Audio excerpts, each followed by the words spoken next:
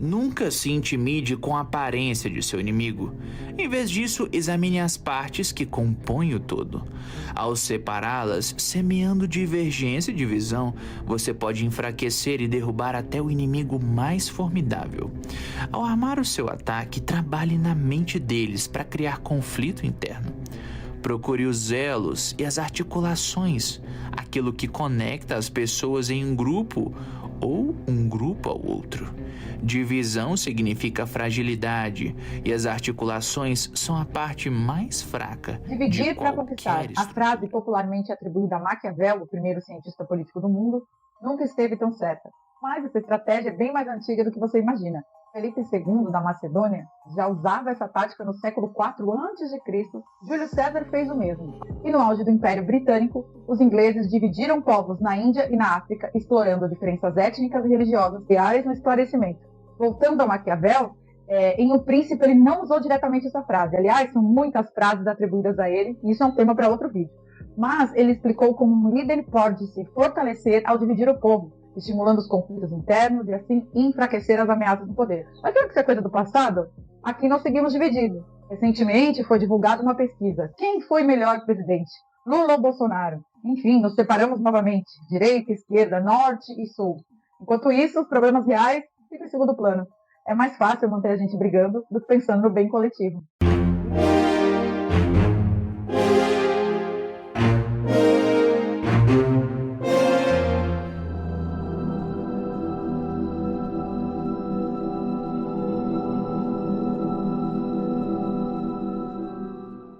Meus irmãos, meus amigos, que a paz de Jesus Cristo esteja conosco. Que as bênçãos de Deus, nosso Pai, nosso Criador, que elas possam nos beneficiar a todos, em qualquer lugar que nos encontremos. Dando continuidade à nossa proposta de fazer um paralelo entre espiritismo e política, entre cristianismo e política, porque nós sabemos que a doutrina espírita é a revivência do cristianismo, hoje a nossa proposta é comentar uma frase que vem sendo dita várias vezes. A frase é a seguinte: dividir para governar. O que nós podemos contribuir usando os princípios do cristianismo, os princípios da doutrina espírita, para que nós possamos entender bem esta frase? Será que existe alguma dica da espiritualidade para que nós possamos entender esta frase dita por muitos? Eu penso que faz-se importante que nós façamos o quê? Um retrospecto sobre a vida do homem na Terra, de forma sucinta, do ponto de vista da ilicitude. Nós percebemos que durante toda a história, o crime, a ilegalidade sempre caminhou lado a lado com o caminhar humano aqui na Terra. De forma simples, crimes sempre aconteceram. Nós precisamos perceber também que condutas, muito embora hediondas, durante a história, nem sempre foram tipificadas como crimes. Por oportuno, penso que é até necessário também que nós falemos um pouco sobre tipificação. Este termo, decorrente da teoria do tipo, ele vem ao encontro dos nossos interesses na modernidade. Tipificação de condutas criminosas, ou seja, a teoria do tipo, ela veio ao nosso encontro há pouco tempo. E repito, para benefício daquele que vive numa sociedade verdadeiramente democrática, onde ele precisa, o indivíduo, ter instrumentos para que ele possa se defender do Estado. Esta teoria diz o seguinte: este tipo, essa tipificação, ela diz que para que determinada pessoa possa ser processada, condenada, é necessário que a sua conduta, sob análise do judiciário, ela precisa coincidir com uma descrição legal previamente existente, ou seja, antes da conduta. Para que uma pessoa seja processada e condenada, precisa existir no Código Penal um tipo que descreva toda a conduta que possa vir no futuro ser abraçada. Esta teoria veio ao encontro daqueles que não podem ficar vitimados pelo abuso de poder. Existem, todavia, muitas condutas hoje que nós sabemos que, se não hediondas, servem de alicerce para condutas criminosas. Sabemos que sentimentos, pensamentos não podem ser processados. Todavia, nós sabemos também que o ódio, muito embora não possa ser penalizado, nós não podemos esquecer que ele também é a causa de muitos crimes.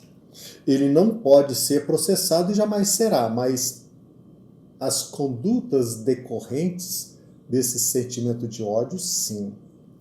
Desde que o ódio não se exteriorize em calúnia, por exemplo, em homicídio.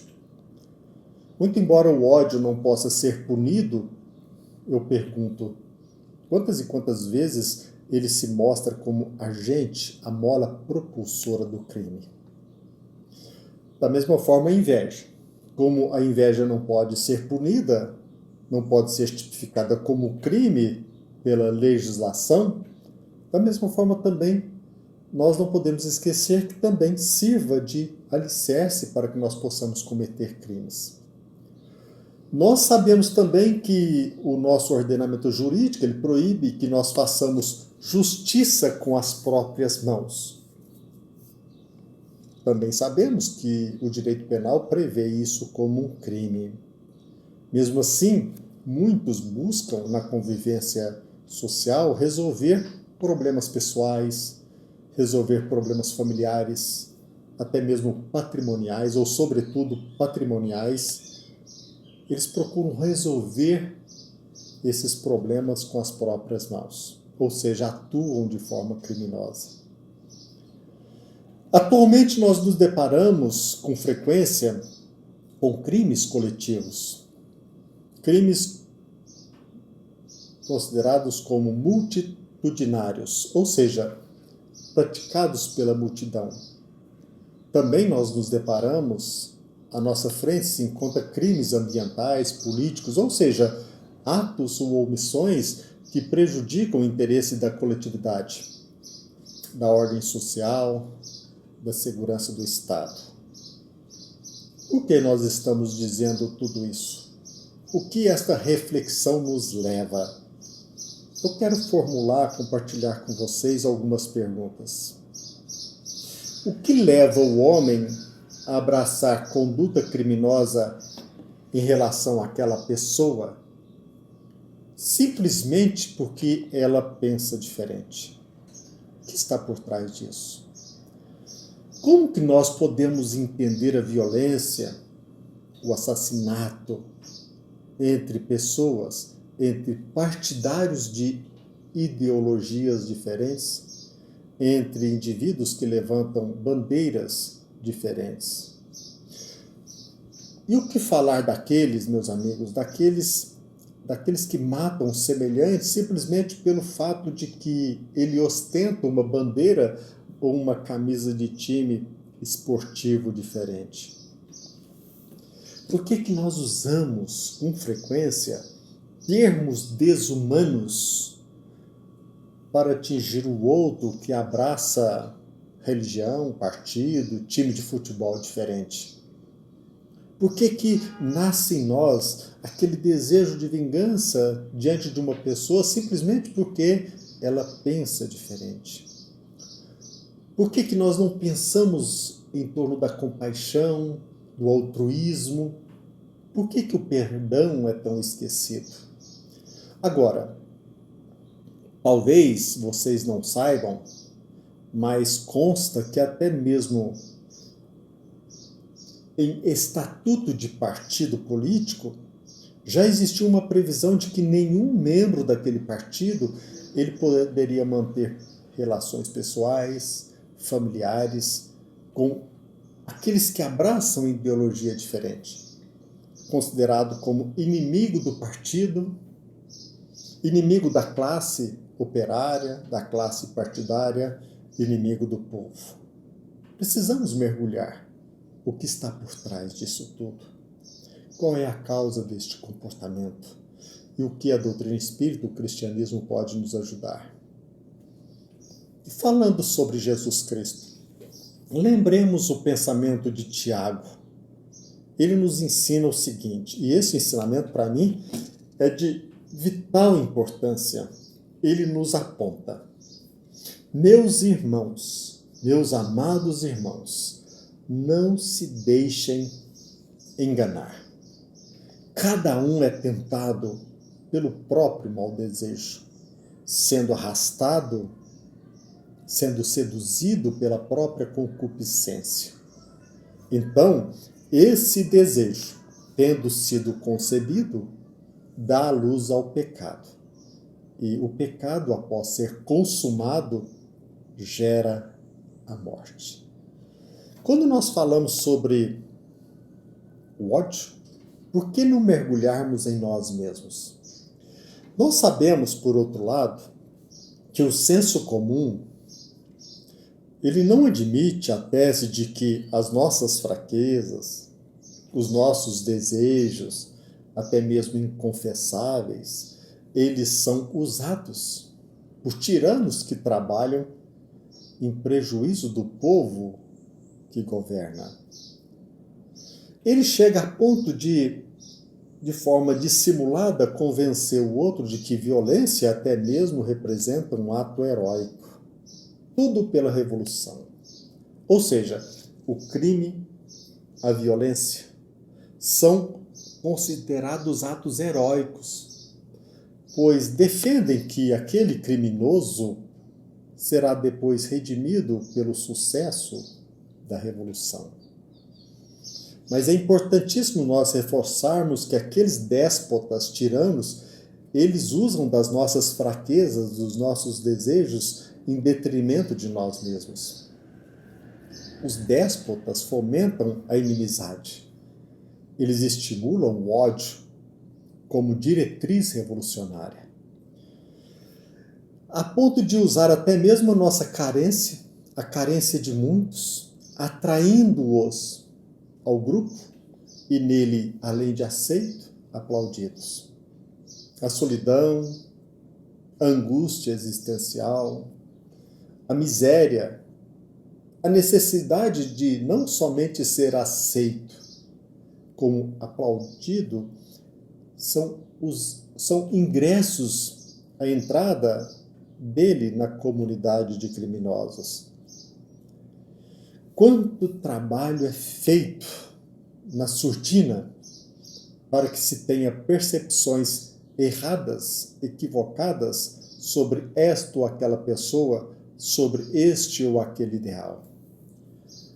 Por que nós crescemos tanto hoje de líderes que incentivem o diálogo, que incentivem o debate civilizado? Não é por acaso que nos jornais se estampa polarização, aumento de violência, a polarização como causa da violência política. Muitos dizem não há solução fácil a combater. Há poucos dias mesmo eu me deparei com um artigo no jornal. Como combater o discurso de ódio nas redes sociais. E assim pululam notícias e mais notícias. Não podemos esquecer que os jornais, em verdade, não estão preocupados com isso. Eles estão preocupados em ascensão no mercado. Talvez, meus amigos, meus irmãos, nesse momento, nós iremos entender por que os princípios do Evangelho, porque a mensagem de Jesus Cristo, porque o Evangelho é demonizado por mentes criminosas. Como que eles consideram nos induzir ao ódio, à inveja, perante o convite do Mestre ao perdão? Como que eles irão nos convencer se nós acreditarmos piamente ou aceitarmos o convite de amar até mesmo os próprios inimigos? O Evangelho solapa, se não destrói, pelo menos enfraquece o projeto de muitos tiranos, deles que pretendem a todo custo se manterem no poder. O Evangelho, por isso que muitos pensam em destruí-lo.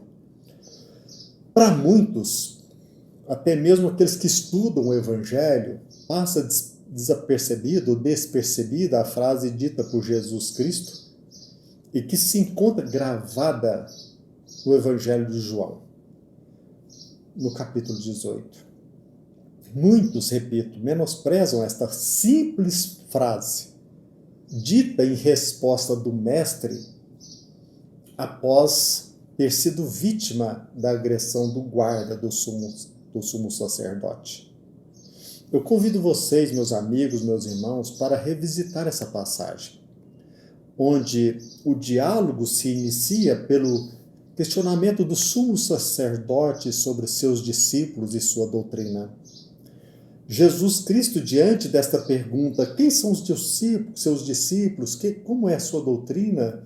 Jesus Cristo respondeu ao sumo sacerdote: Eu tenho falado francamente ao mundo. Eu ensinei frequentemente nas sinagogas e no templo, onde todos os judeus se reúnem, e nada eu disse em segredo. Por que me interrogas?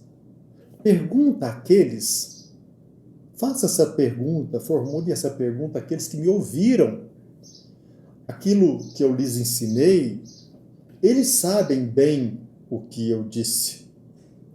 Logo após Jesus Cristo ter dito isso, um dos guardas do sumo sacerdote que ali se encontrava, ele bateu fortemente no rosto de Jesus Cristo com a palma da mão, dizendo: Isso é maneira de responder ao sumo sacerdote? E o que disse Jesus Cristo? Jesus, o nosso mestre maior, respondeu: Se eu disse algo de mal, revela o mal que eu disse, mas se eu disse a verdade, por que você me bate? Por que você me agride? Vale a pena repetir. Jesus disse: se eu disse algo de mal ao sumo sacerdote, me revele. Mas se eu disse a verdade, por que você me agride? Pensemos a respeito desta resposta, esta frase simples, mas o que ela tem a ver com o momento atual? Aqui não há o ódio como resposta. Há o convite ao debate, ao diálogo. Me responda. Se eu disse algo de errado, me fale. Esta, para mim, representa a melhor dica de viver numa sociedade onde se fomenta o ódio. O ambiente social, por mais violento que ele seja, é onde nós podemos, é onde nós devemos atuar de forma efetiva, sem agressividade, na convivência com o outro. O convite à compaixão, o convite ao diálogo. O sábio, meus amigos, é aquele que se compadece com a ignorância e com a agressão alheia. De forma análoga, nos dias atuais, eu convido vocês a pensarem. A melhor assertiva é aquela que, de forma análoga, foi apresentada pelo nosso irmão morto há pouco tempo nos Estados Unidos, Charlie Kirk. Ele, dialogando com a coletividade, dialogando com os irmãos, com aqueles que pensam diferente, defendendo as suas teses, dirigindo-se à multidão, o desafio àqueles que lhes ouviam, Charlie Kirk assim dizia: prove que eu estou errado. Ele explanava o seu ponto de vista e convidava de forma democrática. Prove que eu estou errado. Não pensemos que o debate leve à violência. Não é o debate. a violência, o crime, tem gênese profunda. Jamais na disposição em conviver com o diferente. O diálogo é importante, o debate de fundamental importância. O problema é que nós somos escravos da nossa mente egóica. Não estamos quase sempre preocupados com a verdade. Nós estamos por um desejo inconfessável. Nós desejamos ser superior ao outro. Nós somos levados pelo orgulho, pela maledicência. No dia a dia, nós alimentamos a ideia, todavia, de que o debate leva à violência. Não é isso que leva à violência. É o egoísmo, é o ego. É a nossa disposição de viver em sociedade em detrimento do outro, sobrepujando os outros. E essa nossa disposição, esses nossos desejos são utilizados por aqueles que, tiranos, nos governam. E a doutrina espírita? Eu quero compartilhar com vocês o que consta na doutrina espírita em um de seus livros, para que nós possamos entender essa técnica sombria de dividir para governar. Recorramos mais uma vez àquilo que foi mencionado pelo ministro Flacos no livro Libertação, de André Luiz. Ali consta uma frase que diz mais ou menos assim: rebelados filhos da providência buscam preservar os círculos terrestres para a dilatação indefinida do ódio e da revolta, da vaidade e da criminalidade, tendo em vista a permanente discórdia reinante entre eles mesmos.